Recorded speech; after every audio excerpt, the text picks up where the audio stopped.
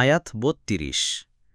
قالوا سبحانك لا علم لنا إلا ما علمتنا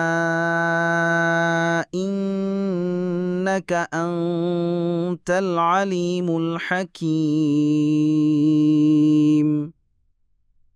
অনুবাদ, তারা বলল, আপনি পবিত্র মহান, আপনি আমাদেরকে যা শিক্ষা দিয়েছেন তা ছাড়া আমাদের তো কোনো জ্ঞানই নেই, নিশ্চয়ই আপনিই সর্বজ্ঞ প্রজ্ঞাময়।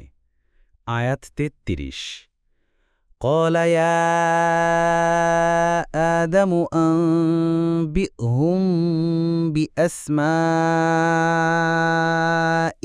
فلما أنبأهم بأسمائهم قال ألم أقل لكم إني أعلم غيب السماوات والأرض وأعلم ما تبدون وما كنتم تكتمون।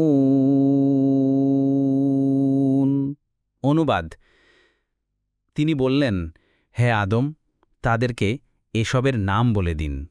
অতঃপর তিনি আদম তাদেরকে সেসবের নাম বলে দিলে তিনি আল্লাহ বললেন, আমি কি তোমাদেরকে বলিনি যে নিশ্চয়ই আমি আসমান ও জমিনের গায়েব জানি, আরও জানি যা তোমরা ব্যক্ত করো এবং যা তোমরা গোপন করতে।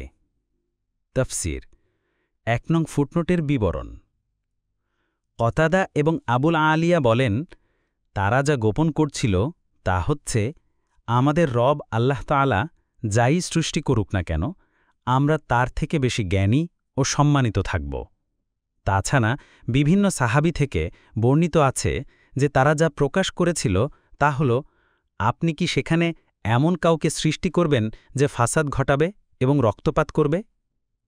আর যা গোপন করছিল তা হচ্ছে ইবলিস তার মনের মধ্যে যে গর্ব ও অহংকার গোপন করে রাখছিল তা। ইবনে কাসির।